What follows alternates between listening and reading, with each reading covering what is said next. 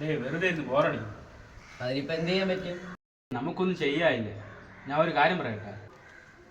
പറ. നമുക്ക് സിഗരറ്റ് വലിച്ചാലോ? അല്ലെങ്കിൽ നമുക്ക് മറ്റേ കൂളോ ശമ്പോ എല്ലാം വെച്ചാല്? ശരിയാ, നമുക്ക് പ്രത്യേകിച്ച് ഒന്നും ചെയ്യാനില്ല. നമ്മൾ സ്കൂളിൽ പോകുന്നു, വീട്ടിൽ വരുന്നു, അച്ഛനും അമ്മയും പറയുമ്പോൾ പഠിക്കുന്നു. അല്ലാതെ വേറെ ഒന്നും നമുക്ക് ചെയ്യാനില്ലല്ലോ. നമുക്കൊന്ന് വെച്ച് നോക്കായിരുന്നല്ലേ. ഇതിൻ്റെയൊക്കെ വില എത്രയാണ് നിങ്ങൾക്ക് അറിയാമോ? വില എനിക്ക് കൃത്യമായിട്ട് അറിഞ്ഞൂടാ. പക്ഷെ എൻ്റെ കയ്യിൽ 50 രൂപ ഉണ്ട്. എൻ്റെ കയ്യിൽ 50 രൂപ ഒന്നും കാണില്ല. എന്നാലും 10-30 രൂപ കാണും. ഓക്കെ, എത്ര രൂപയാണെങ്കിലും ബാക്കി ഞാൻ ഇടാം.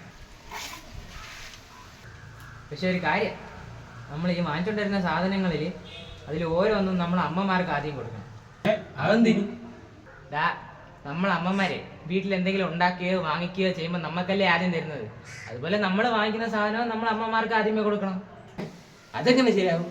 മാമന്മാര്, അച്ഛൻ, ഇപ്പൊ ചേട്ടന്മാര്, അടുത്തിന് നമ്മളല്ലേ ഉപയോഗിക്കാൻ, അമ്മയല്ലേ ഉപയോഗിക്കേണ്ടത്. ഇപ്പൊ നീ തന്നെ പറഞ്ഞു, മാമന്മാര്, അച്ഛൻ, ചേട്ടന്മാര്. ഇനി അടുത്ത് നമ്മൾ തന്നെ ഉപയോഗിക്കണമെന്ന് നിർബന്ധമല്ലോ ഉണ്ടോ? അതിന് കുഴപ്പമത് അച്ഛനും മാമന്മാരൊക്കെ ഇത് ഉപയോഗിക്കുന്നതാ.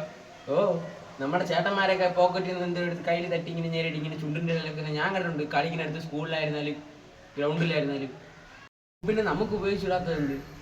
നമ്മൾ അമ്മമാരെ ഈ കറിയൊക്കെ വെക്കുമ്പോൾ അത് തിളച്ചോണ്ടിരിക്കുന്ന സമയത്ത് അതിൽ നിന്ന് ഒരു ശകലം എടുത്ത് കയ്യിൽ വെച്ചിട്ട് ഇങ്ങനെ ടേസ്റ്റ് നോക്കുന്നത് എന്തിനാണെന്ന് നിങ്ങൾക്ക് അറിയാമോ?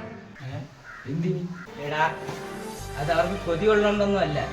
ഭർത്താവും മക്കളും കഴിക്കുന്ന ആഹാരത്തിൽ ഉപ്പ് കൂടിപ്പോയോ, എരി കൂടിപ്പോയോ, പുളി കൂടിപ്പോയോ എന്നൊക്കെ ടെസ്റ്റ് ചെയ്ത് നോക്കുന്നത്. അപ്പൊ അത്രയും സ്നേഹത്തോടെ അവർ നമുക്ക് ആഹാരം തരുന്ന നമ്മൾ ഒരിക്കലും വഴിതെറ്റി പോകാൻ പാടില്ല. മാത്രമല്ല, നമ്മളും അതുപോലെ ചെയ്താൽ നാളെ വരുന്ന നമ്മളെ അനിയന്മാരും അത് തന്നെ ചെയ്യും. ഇത് തന്നെ ഇങ്ങനെ തുടർന്ന് പൊയ്ക്കൊണ്ടേയിരിക്കും. തിരിച്ചറിവും ബോധവും നമുക്ക് സ്വയം തോന്നേണ്ട കാര്യമാണ്. അതിനുവേണ്ടിയാണ് നമ്മൾ അച്ഛനമ്മമാര് കഷ്ടപ്പെട്ട് നമ്മളെ പഠിപ്പിക്കുന്നത്. വിദ്യാഭ്യാസം എന്ന് പറയുന്നത് എഴുതാനും വായിക്കാനും മാത്രമുള്ളതല്ല. ഈ എന്തെങ്കിലും തെറ്റായിട്ട് ചെയ്യാൻ തോന്നുകയാണെങ്കിൽ നമ്മൾ അച്ഛൻ്റെ അമ്മയുടെ മുഖം ഒന്ന് ആലോചിച്ച് നോക്കിയാണ്.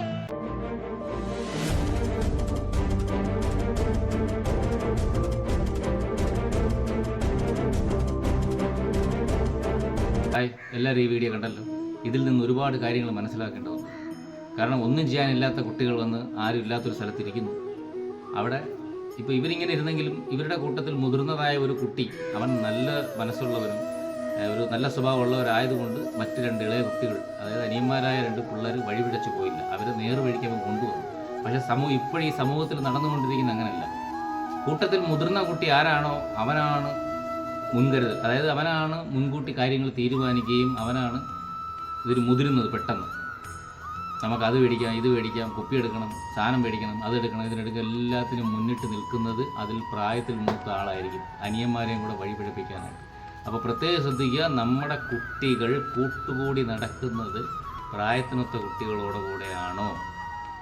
കാരണം ഇപ്പോഴ് ഒരു 10, 17, 16, 17, 18 വയസ്സുള്ളൊരു കുട്ടിയോട് ഒരു 10-25 വയസ്സുള്ളൊരു കുട്ടി ഒരു ചെറുക്കൻ വന്നിട്ട് അളിയാ എന്ന് വിളിക്കുമ്പം ഇവനെല്ലാം അങ്ങ് ലോകം നേടി എന്നൊരു തോന്നൽ ആ കുട്ടിക്ക് വരും. തനിയെ അവനൊരു എന്തോ ഒരു ഭയങ്കര സംഭവമായിട്ട് അവന് സ്വന്തമായിട്ട് തോന്നി ഈ പ്രായം കുറവുള്ള കുട്ടിക്ക്.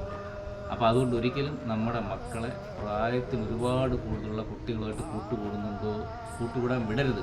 ഉണ്ടോ എന്ന് നമ്മളൊന്ന് ശ്രദ്ധിക്കുന്നത് നമ്മുടെ രക്ഷിതാക്കൾ നല്ലതായിരിക്കും. ഇവരെല്ലാം നല്ല കുട്ടികളാണ്. ഇത് നമ്മൾ ഒരു വീഡിയോ എടുക്കുന്നതിന് വേണ്ടി ഷൂട്ട് ചെയ്തതാണ് ഇതെല്ലാം. പിന്നെ ഈ കുട്ടികളുടെ ഇടയിൽ ലഹരി എങ്ങനെയാണ് പടരുന്നത് എന്നുള്ളത് ഞാൻ അടുത്ത വീഡിയോയിൽ പറയാം. ഓക്കെ.